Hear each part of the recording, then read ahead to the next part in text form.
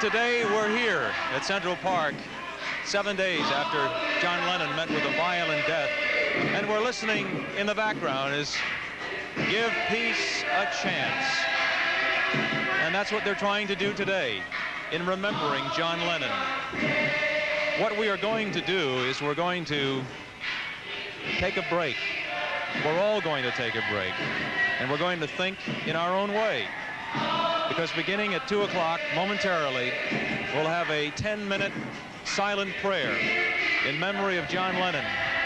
That being the request of his late wife, Yoko Ono. Bruce Morrow, who is a very well-known personality in New York, affectionately known as Cousin Brucey, has joined us here this afternoon. And just for a moment, we don't have very much time, Bruce, but you remember the Beatles. I mean, you were instrumental in their happiness and their success here in New York City. I never thought that we'd be coming to this place that started a lot of happiness for a lot of groups, and this is a very sad day, but there's something nice happening in New York.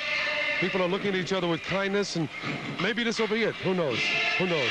The early days of the Beatles were very exciting days. And as far as I'm concerned, John Lennon, even though he left us, will leave us with an awful lot of very beautiful things for the rest of my life and the rest of your life and maybe our children's life. Maybe through the beauty of John Lennon and his poetry, maybe we'll all learn a little bit.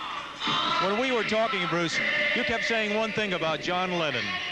He always asked the question, why? He wanted to know why this was all happening, didn't he? Every time we were together, he'd always say, Cousin Brucey, why? And what he meant by that, he was such a lovely, sweet, gentle human being. You can never understand why there was so much fuss being made. He was from the working class. He was a poet like dozens of other poets, but he had that something extra. And I said, John, you have magic, and you're going to bring a lot of people together. Unfortunately, I never thought it would be bringing people together in this kind of style, in this manner. John Lennon was magic. He was gentle. He was aware. He was a wonderful individual. And what was so beautiful about him is he always said to me, Brucey, why? He never took things for granted. He didn't consider himself a superstar. He wasn't a superstar. There has to be a better word for John Lennon. A legend. Beautiful person. How did he feel about living in New York? I spoke to someone who said that one of the reasons that he wanted to be here was because this is where rock and roll began, and he could perhaps even fantasize. John Lennon loved rock and roll. John Lennon loved New York. John Lennon loved people all over the world. And I'll tell you something, John Lennon would have been as happy living in Bangkok or somewhere in India or in California or London. John Lennon was truly a man of the world. You know why? Because he loved people. He really cared. He was gentle. Thank you, Bruce. Thank you very much, Bruce Morrow. Let this speak for itself as we listen to about 150,000 people who have gathered here at Central Park. And now we will have 10 minutes of silent prayer to pray as Yoko Ono has asked for John Lennon's soul.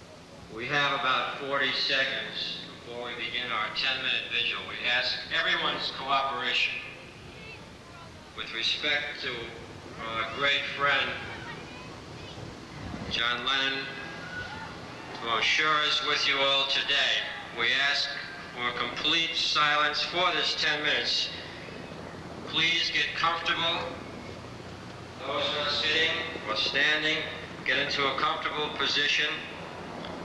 Please turn off all radios. Please stop any sale or vending of any merchandise or any foods which may be out amongst you. Meditate in your quiet way. Stand still. And please give your utmost respect for these solemn last 10 minutes. We begin our vigil now, and at the conclusion, to terminate our vigil, we will begin our recorded John Lennon music. We start now. May we all pray. Thank you.